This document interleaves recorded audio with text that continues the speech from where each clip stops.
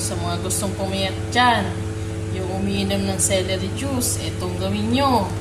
Celery juice plus milk, edi shake, para hindi nyo malasahan yung celery. Haluan nyo lang ng gatas. Yan o, para na siyang smoothie. Diba? Masarap to, nakakaliit ng tiyan. O, yung mga bumili ng celery powder dyan. O, ganito gawin nyo ha. Para hindi masayang yung pinambili nyo. Yun lang. Adobo. Para lang ito. Hindi ko makain ng chapso ito. Ito adobo. Bibigyan kita.